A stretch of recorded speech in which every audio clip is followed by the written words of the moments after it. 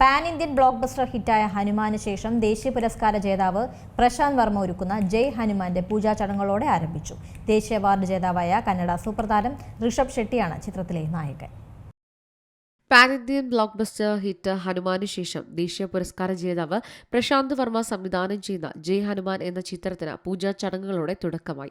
ദേശീയ അവാർഡ് ജേതാവ് കന്നഡ സൂപ്പർ താരം ഋഷഭ് ഷെട്ടി നായകനായി എത്തുന്ന ചിത്രം ഹനുമാന്റെ ജന്മസ്ഥലമായി കണക്കാക്കപ്പെടുന്ന വിജയനഗരം ഹംപിയിലെ ആഞ്ജനാദ്രി ബേട്ടയിലാണ് തുടക്കം കുറിച്ചത്. ഹനുമാൻ എന്ന ചിത്രത്തിന്റെ രണ്ടാം ഭാഗമായി ജയ് ഹനുമാൻ നിർമ്മിക്കുന്നത് മൈത്രി മൂവി മേക്കേഴ്സാണ്.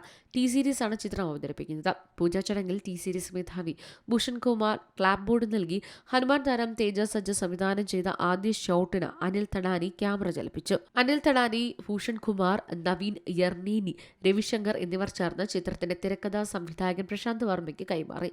ചിത്രീകരണം ഉടൻ ആരംഭിക്കും. ഐമാക്സ് റെഡി ഫോർമാറ്റിലാണ് ചിത്രീകരണം. MM കീരവാണിയാണ് സംഗീതം. Production designer Sri Nagendra Thangala. ചിത്രത്തിന്റെ ഫസ്റ്റ് ലുക്ക് ടൈറ്റിൽ പോസ്റ്ററും തീം സോങ്ങും നേരത്തെ തന്നെ പുറത്തുവിട്ടിരുന്നു.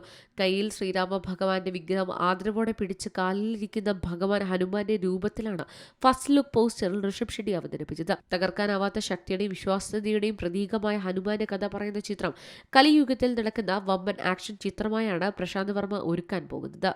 Editor desk, C Malayalam news. ഏറ്റവും പുതിയ വാർത്തകളും വിശേഷങ്ങളും വിരൽത്തുമ്പിലറിയാൻ സി മലയാളം ന്യൂസ് എല്ലാ ഡിജിറ്റൽ പ്ലാറ്റ്ഫോമുകളിലും ലഭ്യം.